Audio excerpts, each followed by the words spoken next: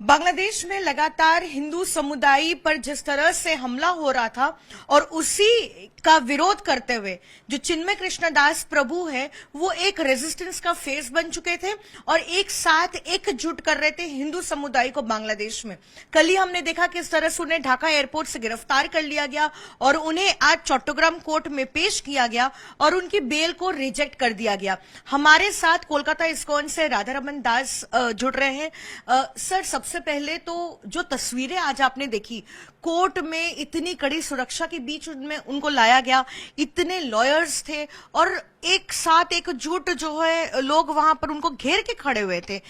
ये बेहद हैरान और परेशान करने वाली तस्वीरें थी। कैसे आपको मतलब वो प्रोसेस कर पाए उन चीजों को?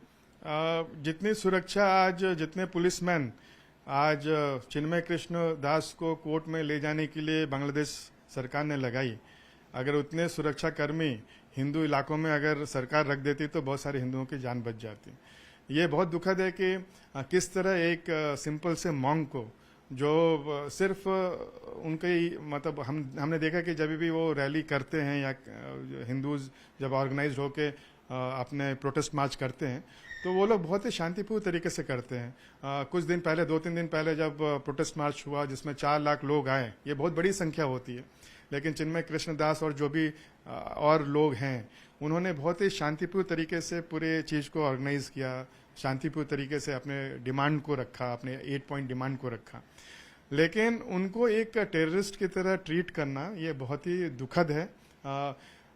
ऑलरेडी जो हिंदू माइनॉरिटीज़ हैं बांग्लादेश में वो लोग बहुत दुखी हैं, लेकिन इस तरह के कार्यों से ऐसा प्रतीत होता है कि जो भी एडमिनिस्ट्रेशन है वो प्रोटेस्ट की रीढ़ की हड्डी को तोड़ना चाहता है, तो ये बहुत दुखद है। सर, जैसा कि हमने देखा है कि उनके गिरफ्तारी के पीछे क्या ये कारण है क्योंकि पिछले कुछ प्रोटेस्ट में हमने देखा कि वो सक्षम हो रहे थे, एक साथ एकजुट कर रहे थे हिंदू समुदाय को और पूरे समुदाय का नेतृत्व दे रहे थे। तो जैसा आप भी कह रहे थे कि रीढ़ की हड्डी को जो है तोड़ने की कोशिश की जा रही है, एक शांतिप्रिय संत को जो है अब जेल भेज रहा है बांग्लादेश की सरकार, तो क्या यही जो है कारण रहा है उनकी गिरफ्तारी के पीछे? बिल्कुल यही कारण है, क्योंकि हमने देखा कि जिस तरह हिंदुओं की पॉपुलेशन 30% से आज 7% हो गई है और हम देख रहे हैं कि ये लास्ट 100 दिन में जो भी चीज़ हो रहा है वो उसी तरफ से इंगित कर रहा है कि कुछ लोग चाहते हैं कि जो 7% जो माइनॉरिटीज़ बचा है वो जल्दी शून्य हो जाए, 0 हो जाए। और हम ये भी देखें कि किस तरह से जो लोग हिंदू जो लोग गवर्नमेंट प्रोफेशन में हैं, गवर्नमेंट जॉब्स में हैं, प्रोफेसर्स हैं, उनको जबरन उनका इस्तीफा लिया जा रहा है और उनको कहा जा रहा है कि अगर आपको नौकरी करनी है तो आपको धर्म परिवर्तन करना पड़ेगा। हमने देखा भी कि एक प्रोफेसर, बहुत प्रोमिनेंट प्रोफेसर है, उन्होंने धर्म परिवर्तन कर लिया क्योंकि वो सोचे कि और कोई दूसरा चारा नहीं है, उतने पूर्वज उनके वहाँ पर रहे। ऐसे हमें ये भी खबर आ रही कि बहुत सारे विलेजेस में, बहुत सारे स्कूलों में हिंदुओं का धर्म परिवर्तन कराया जा रहा है। लेकिन चिन्मय कृष्ण दास और कुछ हिंदुओं ने सोचा कि इस तरह एक एक कट के मरने से अच्छा है रास्ते में निकलना चाहिए, और वो लोग संगठित होकर जब रास्ते में निकले तो देखे कि हमने देखा कि किस तरह 4-5 लाख लोग एक साथ में हरे कृष्णा मंत्र का जप करते हुए प्रोटेस्ट कर रहे हैं। तो बहुत ही शांतिपूर्ण तरीके से सब उनको ये आशा थी कि जब सरकार देखेगी कि कितना बड़ा सोसाइटी है तो सरकार उनकी बात को सुनेगी। लेकिन सुनने की बजाय उनके 8 पॉइंट से उसके ऊपर में विचार करने की बजाय, उनके साथ बैठने के बजाय जो शीर्ष नेतृत्व दे रहा है इस मूवमेंट को, उसको झूठे झूठे केसों में फंसाना, जैसे देशद्रोह जैसे संगीन मामले वो उनके ऊपर में लागू कर दिए गए हैं। और मैंने सुना कि और भी 18 जन हैं उनके ऊपर में देशद्रोह का मामला लगाया गया है। और आज कल देखा कि किस तरह उनको जब वो एयरपोर्ट में जा रहे थे तो उनको प्लेन क्लोथ के पुलिस उनको गिरफ्तार कर ली, एयरपोर्ट से उठा के लेके गई। तो इस तरह के जो पुलिस कर रही है बहुत ही दुखनीय है। सर, हमने देखा है कि किस तरह से पहले ही अंतरिम सरकार ने कोई ऐसा एक्शन नहीं लिया है कट्टरपंथियों के खिलाफ, न ही सुरक्षा दे पाई है हिंदू समुदाय को।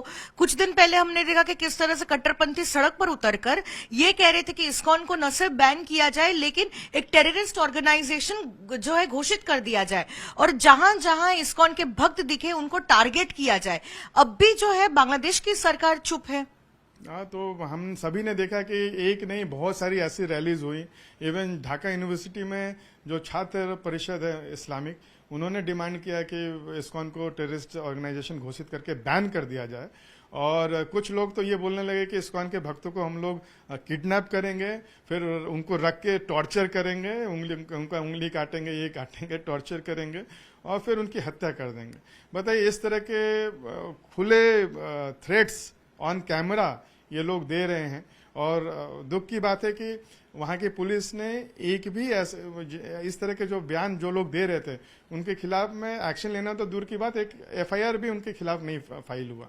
तो इससे स्पष्ट होता है कि सरकार का बहुत विचार नहीं है हिंदुओं को बचाना। तो ये सब सोच के बहुत ही निराशा होती है।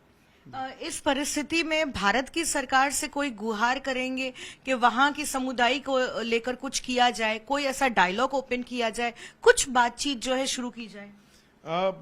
भारतीय सरकार ऑफ कोर्स पूरे संज्ञान में है इस मामले के।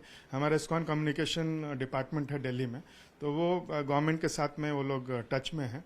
और हमने देखा कि जब इस्कॉन के ऊपर में इस्कॉन को टेररिस्ट ऑर्गेनाइजेशन बोला जा रहा था, तो किस तरह जब नरेंद्र मोदी जी महाराष्ट्र में थे तो वो एक इस्कॉन मंदिर में वो खुद आए और वहाँ पर हमारे भक्तों के साथ में उन्होंने कीर्तन किया और हरे कृष्णा कीर्तन किया।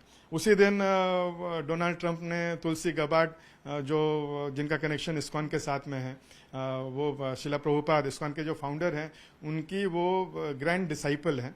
तो तुलसी गबार्ड को एक बहुत बड़ी जिम्मेदारी मिली ट्रंप कैबिनेट में।